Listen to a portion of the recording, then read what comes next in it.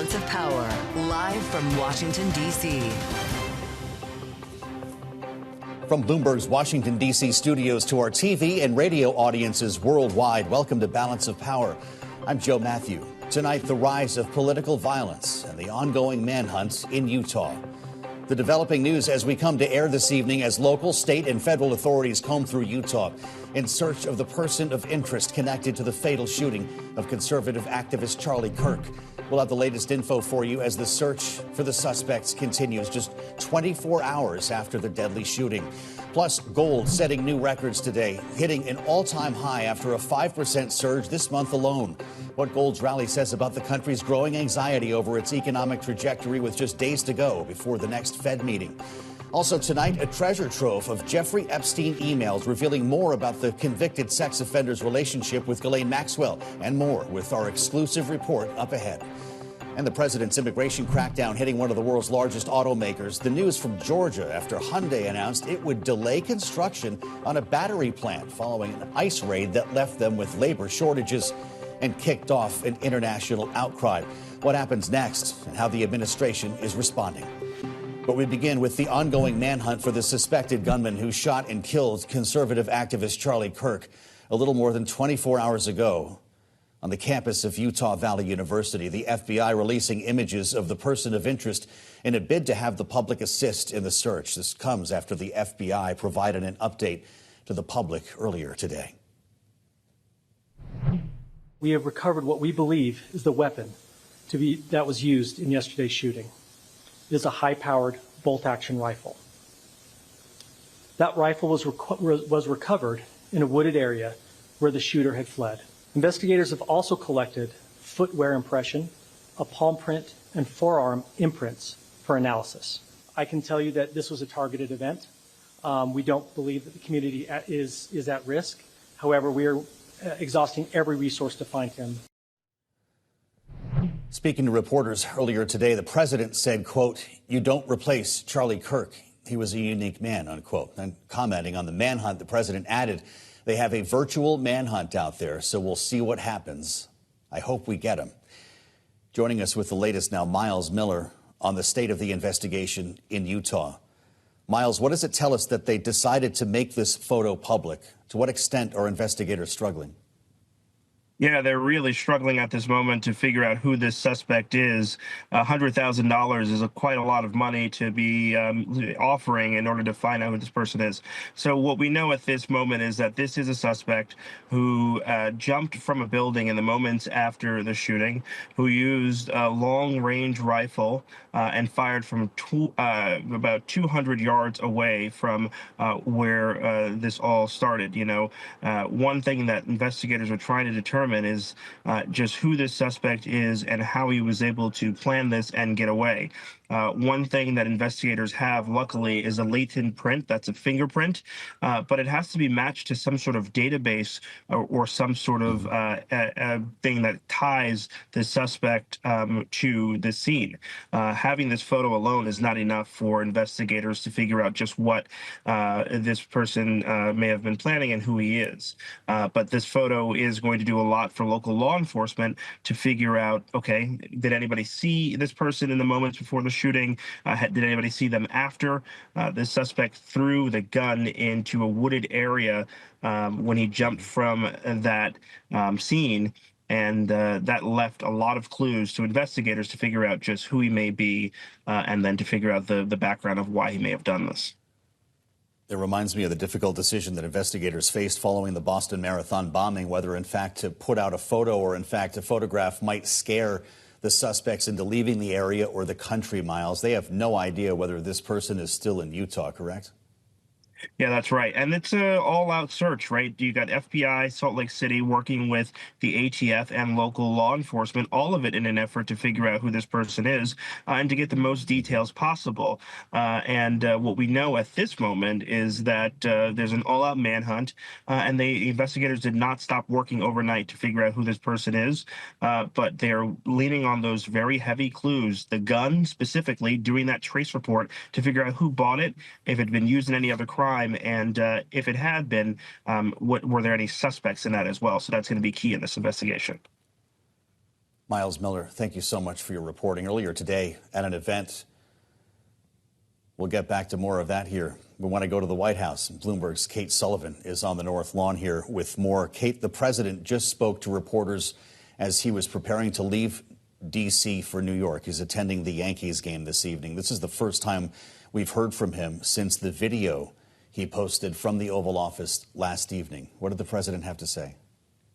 So the president told us that he had spoken with Charlie Kirk's wife and family today. You know, the mood here at the White House has been very somber over the last couple of days. You know, there are a lot of people within the White House who not only had a close working relationship with Charlie Kirk, but also had close friendships with him. I think you could see that by the way that J.D. Vance changed his plans today. You know, J.D. Vance was scheduled to appear at Ground Zero for a 9/11 commemoration ceremony, and he changed those plans in order to fly to Utah, meet with Charlie Kirk's family, and then fly Kirk's casket aboard Air Force Two to Arizona. As you mentioned, the president is still attending the 9/11, the Yankees game today to commemorate 9/11.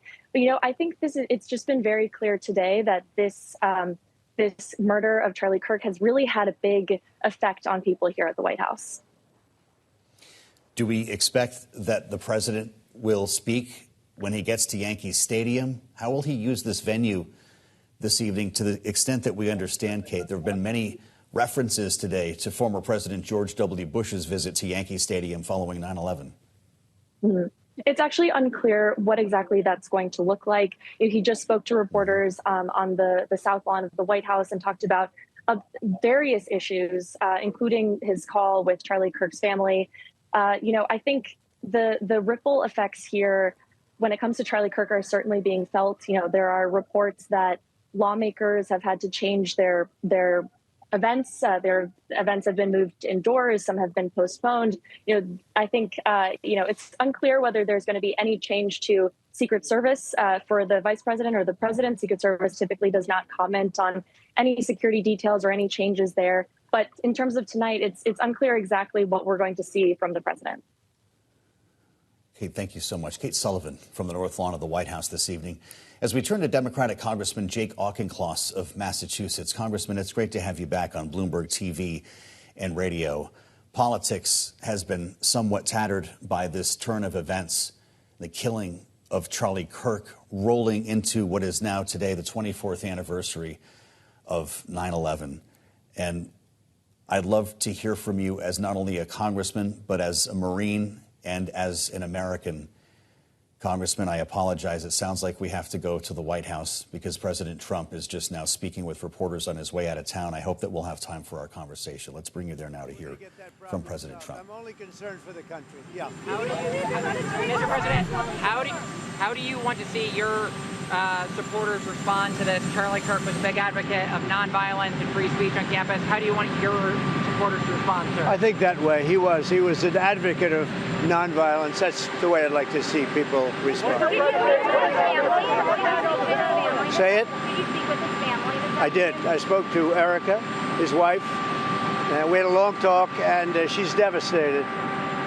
She is absolutely devastated, as you can imagine. Are you concerned? Have anybody reporting interrogation behind the Charlie Kirk assassination? I don't know what you're saying. Mr. President, when, Mr. President, are you planning to bring both presidents, the president of Congo, Felix Tshisekedi, and president of Rwanda? They're coming soon. They're coming soon. And as you know, I spoke to their foreign ministers. They were here a couple of weeks ago, as you remember. And they'll be coming soon. The presidents are coming very soon. This week, Mr. President, I witnessed more than 60 people in DRC Congo were killed. There is people affiliated with ISIS. Terrorist groups are taking advantage because of the situation going on because of the war. So what is your word for Congolese people? Well, we're going to be talking to them. As you know, we are talking to them. It's a very violent place. It's very, very violent. For a long time, it's been going on for 30 years, 35 years even, they say. But we're going to handle it. Thank you. Are you concerned about the shooter? Any reaction on the Russian drones in Poland? Can't understand. Mr. President, what do you think about the media that justify the murder of Charlie Kirk? I think it's terrible. They ought to be ashamed of themselves. It's terrible. Why haven't they found the shooter yet, Mr. President? Are you concerned that it's been 24 hours? Well, I hear they're making big progress, and we'll have to see what happens. Do you have any indication of the shooter's motivation, sir? I have an indication, yeah, but we'll let you know about that later. Thank you. About the Russian attack on Poland. You spoke with Uzbekistani president, and this last Sunday you sent greetings to Kazakhstan. UN General Assembly is upcoming. Are you going to meet with the presidents of Central Asian countries? President where? Central Asian countries, Kazakhstan, Uzbekistan. I will be, yeah. They're very good people, and I will be doing that, yes. So you believe the killer was a trained assassin? Usually your instincts are always on. I'd rather not say. I think progress is being made. He's an animal, total animal. And hopefully they'll have him and they'll get him. What he did is disgraceful. Charlie Kirk was a great person, a great man, great in every way, especially with youth. And what he did, what this man did, was disgraceful. So hopefully we'll have him and we will deal with him very appropriately. What's your reaction to Russian drone incursion into Poland? Could have been a mistake. Could have been a mistake, but regardless, I'm not happy about anything having to do with that whole situation. But hopefully it's going to come to an end. Mr. President, in Brazil, Bolsonaro was just found guilty by the Supreme Court. You've been very clear that you would apply sanctions. Are you thinking further sanctions to Brazil because of this Bolsonaro? Well, I watched that trial. I know him pretty well. Foreign leader. I thought he was a good president of Brazil. And it's very surprising that that could happen. That's very much like they tried to do with me, but they didn't get away with it at all. But I can only say this. I knew him as president of Brazil. He was a good man, and I don't see that happening. I'm very sorry for your loss, for everybody's loss. I'm very sorry for your loss, first of all. Thank you. How do you think Israel's attack in Doha will affect the hostage deal?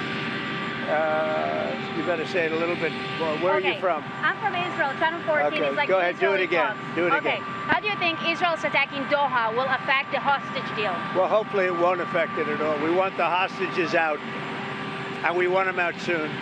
Hopefully it won't affect it. Mr. President, my condolences to you, sir.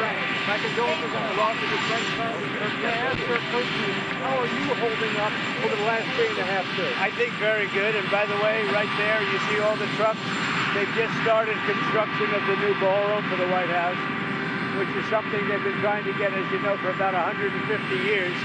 And it's going to be a beauty. It'll be an absolutely magnificent structure. And I just see all the trucks. We just started, so it'll get done very nicely, and it'll be one of the best anywhere in the world, actually. Thank you so much. Your message.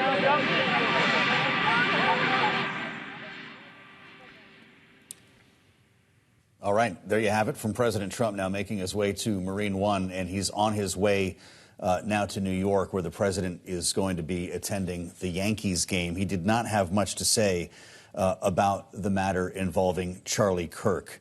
He did say that he was not really concerned for his own safety when asked. Said he spoke with Erica, Charlie Kirk's wife. We had a long talk, and she is devastated, he said. They went on to talk about geopolitics as well and potential progress involving the war in Gaza. I'm Joe Matthew in Washington. Thank you for being with us on Bloomberg TV and radio. Those are the first words that we've heard from the president since he delivered a video address from the Oval Office that went online late last evening. And we want to get back to Congressman Jake Auchincloss of Massachusetts, a Democrat who has been in town this week talking with colleagues about funding the government and other issues, Congressman, that we would prefer to discuss with you.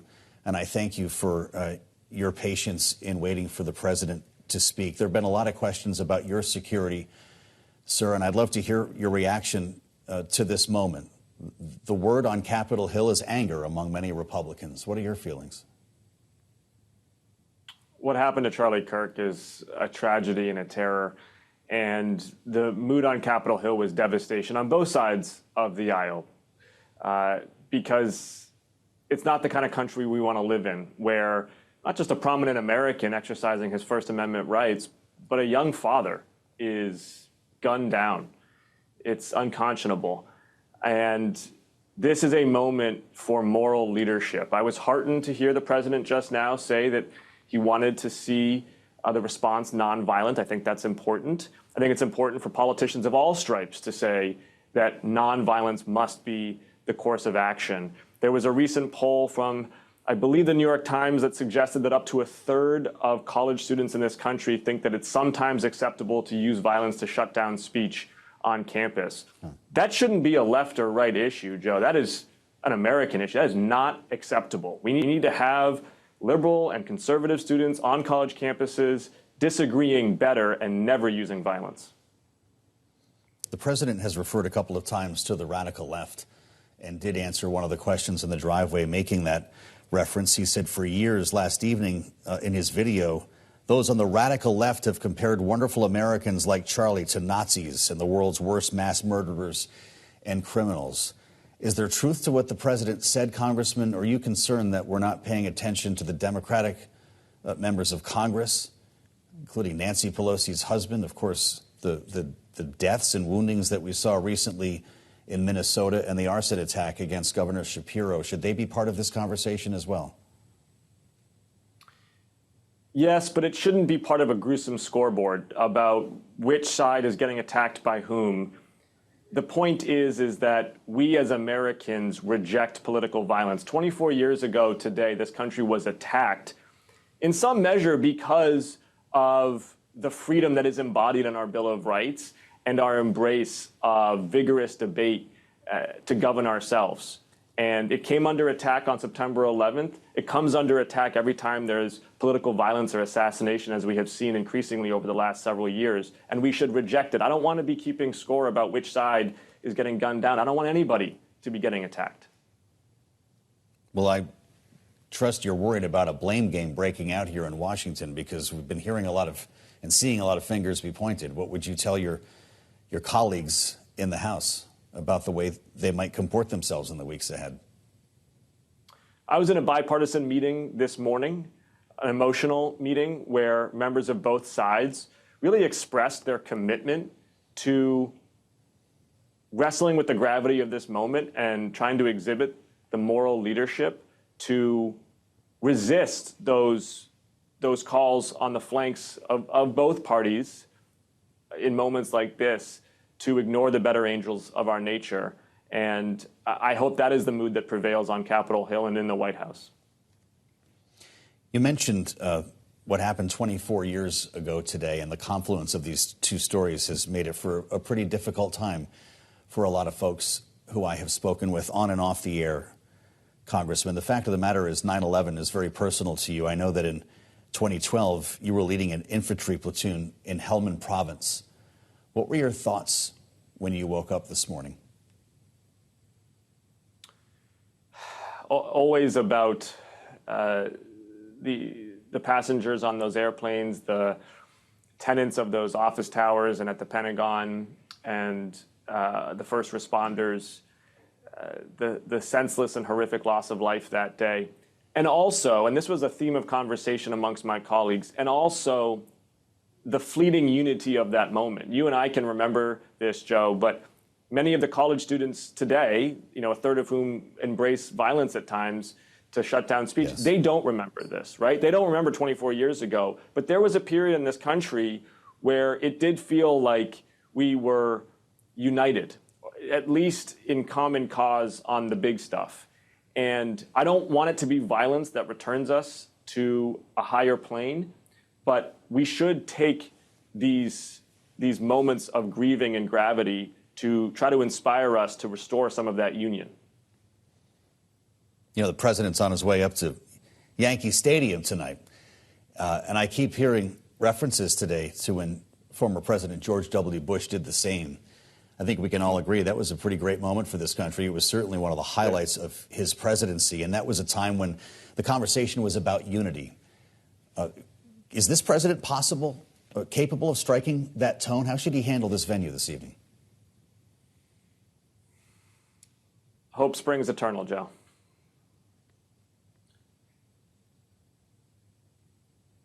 Doesn't sound like you're very optimistic about what's going to happen. Every president, by virtue of their bully pulpit, always has the opportunity to try to rally this country to towards union and away from division and anger. Every president, every day, has that opportunity just by virtue of the office they hold and the command on the national attention that they have. And I would be so encouraged if this president would use that bully pulpit tonight. Well, I appreciate your thoughts on that. And we're seeing a live view of Air Force One on its way now to New York, taking off from Joint Base Andrews, the president having just spoken with reporters in the driveway of the White House. When you get back to work on Capitol Hill, Congressman, what will be the tone and the conversation? You've only got a few legislative days to avert a government shutdown, and there's real work to be had. Does this make the job more difficult, or might it help bring lawmakers come together? To a large extent, that's going to be up to the Republicans who are in command of the House, the Senate, and the White House. I mean, this is their government to fund.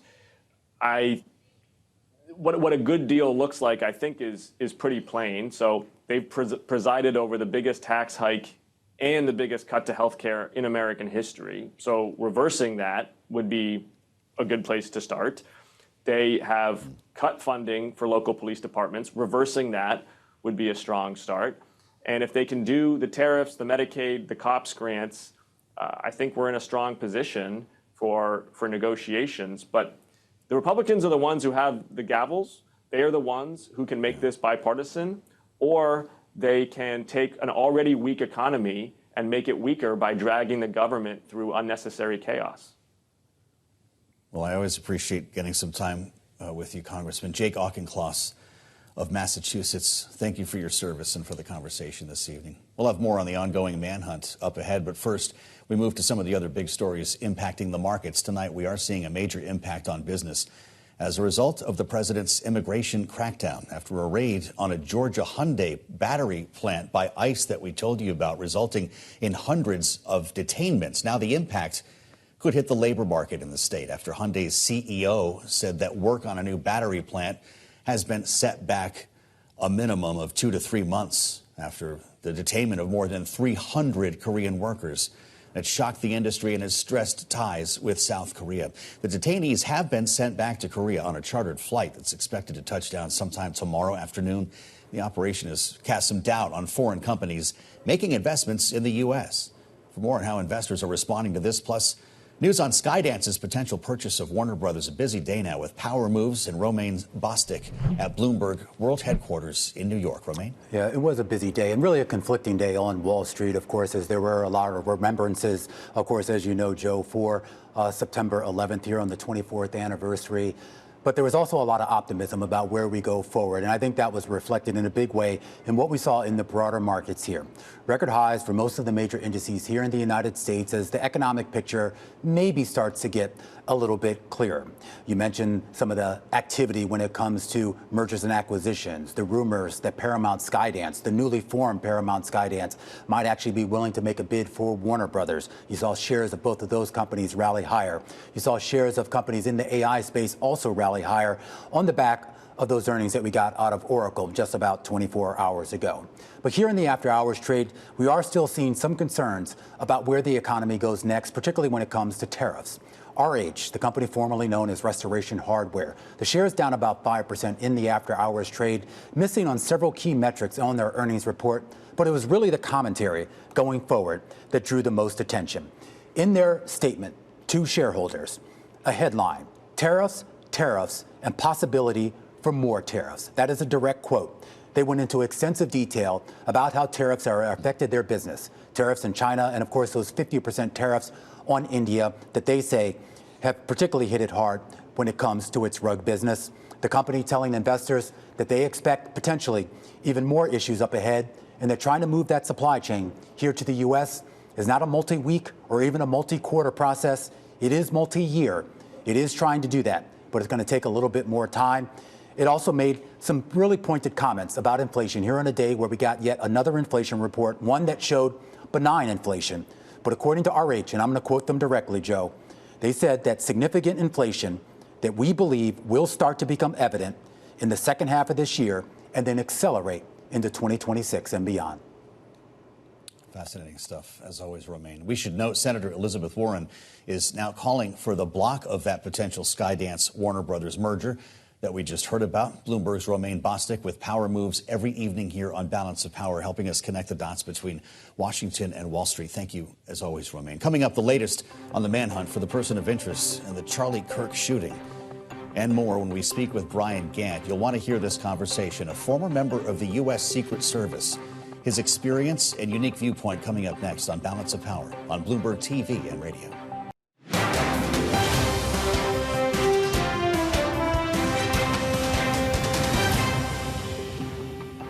This is Balance of Power on Bloomberg TV and radio. I'm Joe Matthew in Washington. New data released today showing U.S. inflation is up. Further supporting expectations, the Federal Reserve is on track to cut interest rates next week. Let's see if we can square that. Hang on. The CPI jumping 0.4%, the most since the start of the year, also showing some household expenses picking up, including groceries, gasoline, electricity, car repairs. The question is, will Lisa Cook be among those meeting when the Federal Reserve convenes next week after the administration filed suit asking a federal appeals court to immediately pause a lower court decision blocking his ouster of Cook? The latest sign the White House wants to put the case on a fast track to the Supreme Court. Here with more on all this, Bloomberg's Michael McKee. I want to start with the data today. Michael, does it change the picture at all for next week? Doesn't change the picture. It sort of locks it into place. Inflation is up and it is getting worse. And I think we might have one chart here that shows CPI and core CPI, and it'll show you in just one visual why the Fed is not going to be able to cut more than 25 basis points, because inflation's just going in the wrong direction. However, it still wasn't bad enough to dissuade the Fed, I think, from going ahead and cutting rates by 25 basis points, because they've essentially promised that they're going to do that. The question now is, what do they say about October and December, given the trend lines you can see in inflation there? Now, as far as Lisa Cook, the administration has now filed its appeal to the U.S. Circuit Court of Appeals in Washington, asking that the judge's ruling in the district court that Cook could keep her job while this is all litigated be stayed, and that a decision be made by Monday, because the Fed meeting starts on Tuesday and they don't want her to be able to attend that. We don't know if the court will be able to take it up that quickly, and we have not seen the filing yet from the Cook side. We hope to find out more tomorrow about whether that might all happen. But it does seem that if the president loses in the appeals court, he's going to attempt to go straight to the Supreme Court and get an emergency ruling to try to keep her out of that meeting on Tuesday. How about Stephen Myron? We expect, at least at last check, a floor vote on Monday. Michael McKee, can they thread the needle on this one? It looks like they can. He was approved out of committee yesterday, and today the Senate moved to invoke cloture to end debate. Now, they've got a 48-hour waiting period, so they will not be able to take it up until Monday, but it does look like they will be able to vote in him on Monday, and he'll be able to just walk right in, get sworn in by somebody, either at the White House or the Fed, and he'll attend the meeting on Tuesday. So that's one seat that'll be filled out of the two that might be empty. The question now is on Lisa Cook. Thanks for hanging out late with us. Bloomberg's Mike McKee, as ever. Turning back now to the fatal shooting of conservative commentator Charlie Kirk yesterday at a college campus in Utah. The conversation that's sparking across the country about political violence, heated rhetoric, and what's being done to keep public figures, including lawmakers, safe as threats increase. During a G7 speakers meeting just last week, House Speaker Mike Johnson said with 3 months left in this calendar year, our U.S. Capitol Police have already tracked close to 14,000 assessments.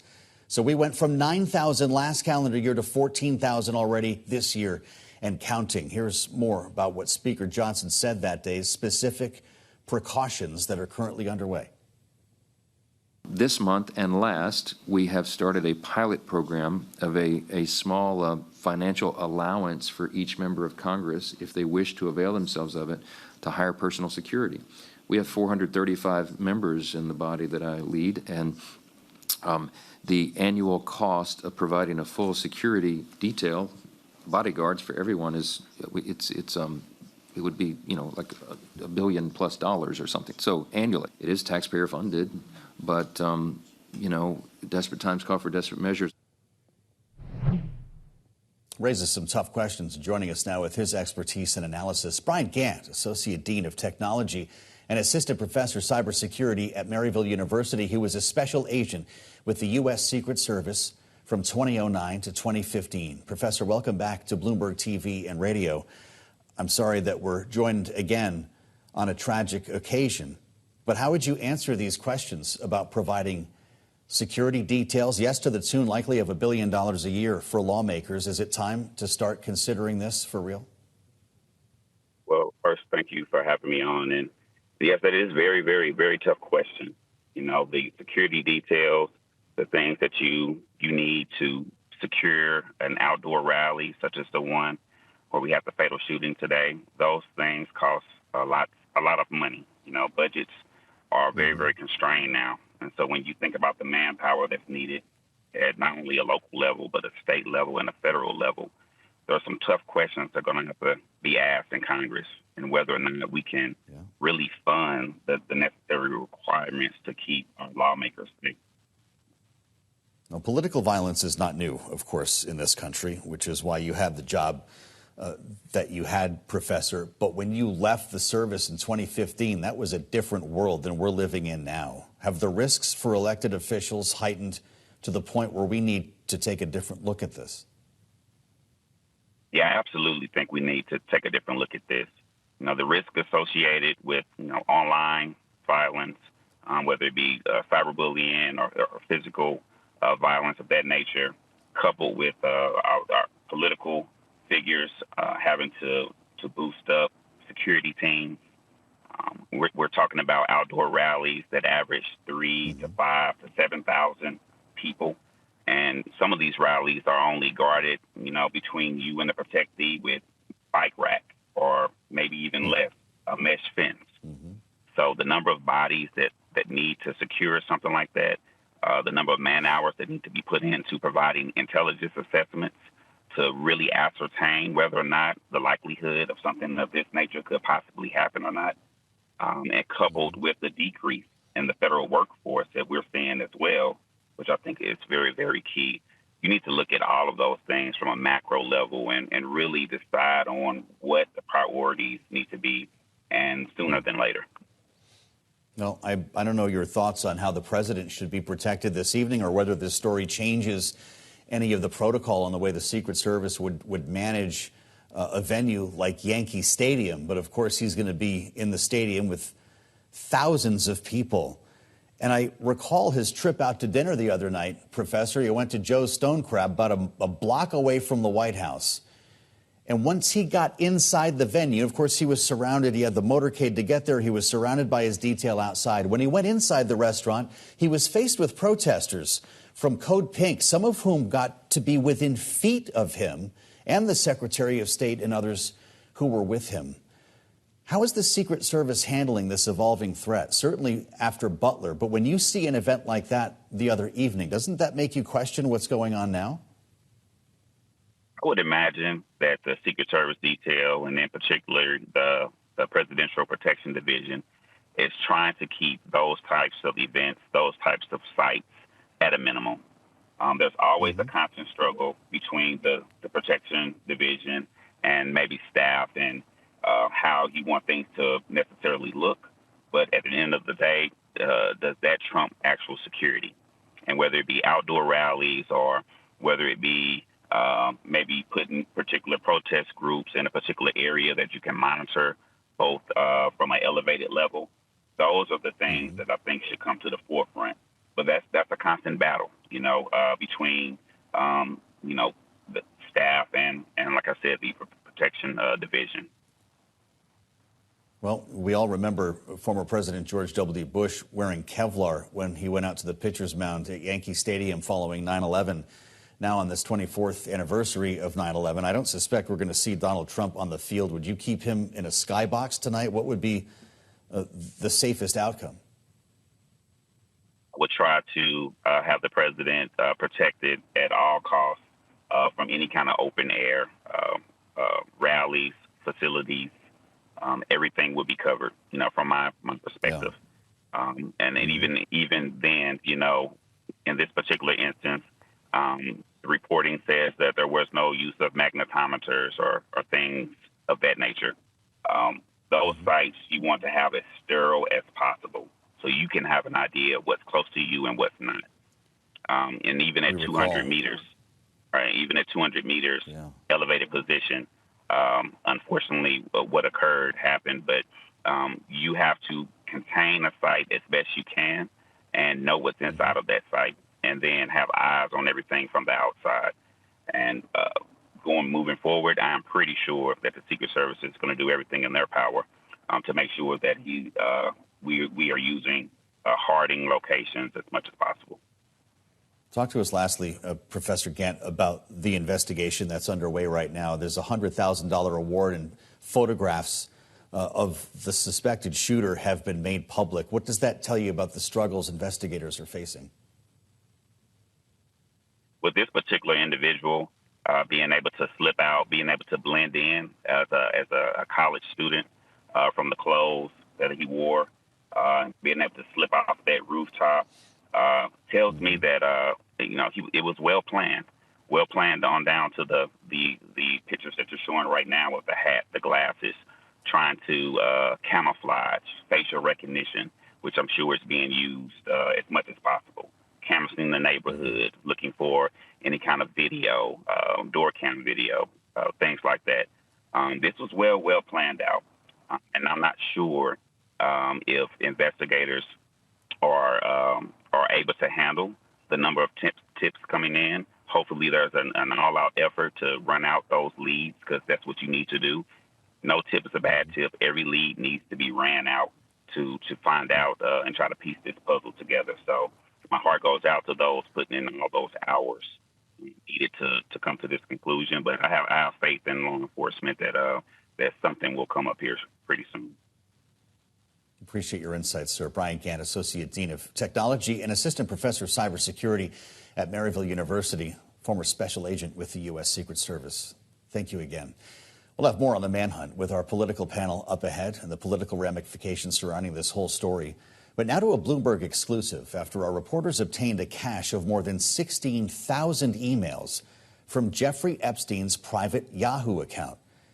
It's an astonishing amount of data, painting a complex and in many instances chilling portrait of a man whose enigmatic nature has only deepened since his death. With new reporting on Epstein in just the last 24 hours, bringing about the firing of the United Kingdom's ambassador to the U.S. over his links to the convicted sex offender. And now we're learning more about Epstein's connection with Ghislaine Maxwell, who remains in custody while cooperating with authorities. For more, we go to Bloomberg's Ava Benny-Morrison, one of the reporters on this Epstein scoop. And Ava, it's great to have you. Thank you for this great work. How much has your reporting revealed about the nature of Maxwell's relationship with Jeffrey Epstein? The reporting has certainly shed new light on the nature of the partnership between the pair. Ghislaine Maxwell has long described herself as a one-time girlfriend to Jeffrey Epstein, someone who became his property manager but largely faded from his life in the mid-2000s. She said that he didn't talk to her about his controversial negotiations with federal prosecutors when he was facing sex crimes allegations in Florida. But the emails seem to show a closeness that hasn't previously been reported. It shows that Jeffrey Epstein did in fact go to her for advice during this critical period when he was facing these allegations in Florida, asking her what charge he should plead guilty to.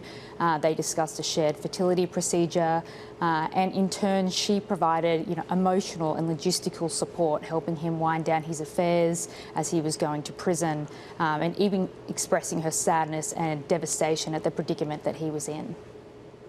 Wow. How do we rationalize some of Maxwell's previous statements about her relationship with Epstein with what we read in some of these emails? Ghislaine Maxwell has gone to great efforts to distance herself from Jeffrey Epstein. And as I said before, she said that she had disappeared essentially from his orbit in the mid-2000s. She said that she didn't talk to him about his negotiations with prosecutors, but these emails seem to undercut some of those statements. It shows a closeness between the pair, in many respects, more so than either has publicly admitted. And it certainly adds to the questions around her credibility and questions around the truthfulness of her recent statements. Could this complicate matters for Ghislaine Maxwell in light of her cooperation with the Justice Department? It could. Even before our reporting, Maxwell had been in the news recently after she agreed to sit down with top DOJ officials to discuss the Epstein investigation. She talked about what she saw, what she didn't see, and her lawyers had said publicly at the time that they would welcome any relief from the Trump administration. That could look like a pardon or a commutation of her sentence. With these mounting questions around her credibility, this could certainly complicate things for her. Ava Benny-Morrison, great work, and thank you so much for being with us on Balance of Power. Coming up, we'll have a lot more on the ongoing manhunt in Utah, where we assemble our political panel. That's next on Balance of Power on Bloomberg TV and radio.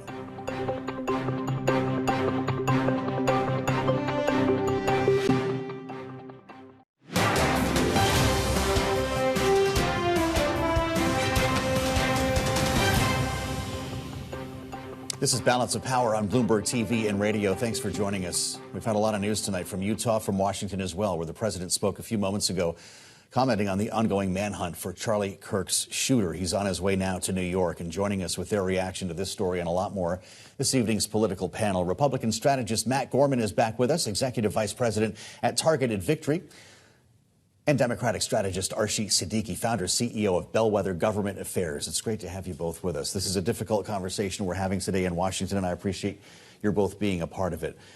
The word that we're hearing, Republicans, in many cases describing themselves as angry. Yeah. How does the president address the nation right now to lower the temperature?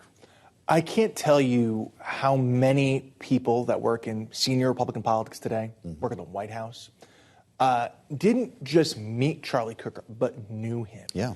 And so many in media as well. I mean, he was not a shy presence around media. So I think to put it in perspective, they saw their friend murdered on social media. And I think that is a very powerful feeling for a lot of these people. I don't think it's necessarily an unjustified anger. So, I think tonight I was surprised that a little bit that Trump kept his normal schedule. I figured he might, do something different. We saw Vice President Vance do that. I think in the days ahead, I'm very interested to see where he takes this and where the party takes it and where the country takes this, right? I think, again, we have a right to be angry, a right to demand answers, and a right to see whoever did it brought to justice. Of course, and there's a manhunt underway as we're talking. What does it mean when the president blames what he refers to as the radical left? He's not blaming the Democratic Party, but there is obviously a political motivation he's suggesting in his rhetoric. I think this all comes down to this has been happening now at decades against both parties, right? It started with Gabby Gifford, and that continues to escalate. And the real question is, can we meet the moment? Like, when is too much, and can both parties really come together and we saw some of that on the Hill today. We saw leaders trying to take the temperature down and bring folks together and just basically say this is unacceptable. And so I think that's where Democrats, you saw that in their statements today, that they were they were horrified, they condemned it, absolutely. And I think the point is where do we go from here? And hopefully it's to a place where this is a turning point. We did see emotions boil over a little bit on the House floor, certainly last evening. I believe it was Lauren Boebert who yelled, "Silent prayers get silent results," at the end of a moment of silence. Anna Paulina Luna was hurling expletives across the aisle. This is very stressful for members of Congress. How worried are they about their security? Look, let's be honest. Being a member of Congress right now is not a fun job. No. You're not getting a ton done. You're not paid, I think probably, and your staffs aren't paid, certainly, enough. And you're having to deal in this, especially in the last 10 years, with constant threats to your safety, your spouse's safety, your kids' safety. And I think that puts a lot of strain on the people. And I think it also explains why, we don't get sometimes the best people running for Congress. Absolutely. And so I think, I will also say this. I'm not going to sit here and tell you that I think this is going to be a turning point. I think things are going to change. How many times have we done this over the last 2 years, right? We had Trump was shot just over a year ago. We were all seeing the same things. So I'll believe it when I see it. And I hate to be cynical about it. I just feel so realistic. Well, I think we need to be right now. What does this mean for public discourse, specifically on college campuses? Well, I think we've already seen that, right? Because there has been a big discussion over the last couple of years on what is free speech, how is that conducted. Does this have a chilling effect? I think it's already had a chilling effect. And honestly, you look at our educational system, it has been the envy of the world. And it's largely because students go to college and they really stress their beliefs. They have open-minded conversations, and there's a full marketplace of ideas. So I think that's the big shift, is that the less that we have a full marketplace of ideas. And Matt, it's a fair point that this may not be the turning point, but I do think there are some glimmers of hope. You see Governor Cox. You see that in the past he has really tried to really push this idea of we can disagree in a respectful way. And I think ultimately that's the challenge on college campuses, is how do you instill that? And we have had as a country, a really good model of that process. And you see students kind of as they evolve out of college into the working world with that foundation. I spoke earlier today with Haley Stevens on the early edition of Balance of Power, Democratic Congresswoman from Michigan, who really struck the tone that we're talking about here, about what lawmakers are feeling, along, by the way, with their staff. Here's what she said. It's a concerning time. I have a lot of questions about who this person is. I had the same questions when the incident happened in Minnesota. He had a hit list. There was a lot of elected officials on that. And it's not so much about me personally. This is also just about our country. The targeted figures and figureheads is awful, but it's what it means for all of us who want to, meet constituents or voters. She refers to the incident in Minnesota. We also had Governor Shapiro, the arson attack, Nancy Pelosi's husband. This has become a bipartisan affair. You wonder if it can bring Democrats and Republicans together instead of push them apart. Yes, and look, I think I'm curious to see that. But I think what's also notable, right, is that family members are involved right now, right? Paul Pelosi. That's right. Melissa Horstman's They're going to people's homes. Going to people's homes, right? And I think, look, would you want to put your family through that? I don't know if I would. Like, I think more likely we are going to see people less willing to put their families out there, put themselves out there than anything else. Well, why take that risk? Right. What's it to you? Let's talk about what we're going to see this evening. As we mentioned in the outset, President Trump is going to the Yankee game, and we all remember. I believe it was the 30th of October, 2001, George W. Bush going to Yankee Stadium. It was likely the highlight of his presidency when he got out to that pitcher's mound. And when you hear him describe it, there's a view on Bloomberg TV of that moment. It's pretty remarkable, the emotions that everyone, including the former president, feeling at that moment. Can Donald Trump do anything to capture that feeling of unity tonight? I mean, I still remember that period, and I think President Bush really met that moment and brought us together. Certainly, the president has that ability to capitalize and leverage moments, but I would not say that I'm going to predict how he's going to handle this. 30 seconds. What do you think? I was thinking about this earlier today. If God forbid, 9/11 happened in today's day and age, I hesitate to think that we would meet it in the same way we did back then. Wow. And again, not to be the cynic, not to be the negative on this panel, but I genuinely think, I hope I'm wrong, but I worry that we would not have the same resolve and the same unity that we did for a very distinct, might have been short, but a distinct period of time back in 2001. It was short. I guess that's the problem and why we continue to reflect on it. I think we can do better with the help of Matt Gorman and Arshi Siddiqui. Thank you so much for your insights from both sides of the aisle this evening. On this 24th anniversary of the September 11th terror attacks, we're glad that you're with us on Bloomberg with a live view of Lower Manhattan. We'll leave you with these images and see you back here tomorrow on Balance of Power. on Bloomberg TV and radio.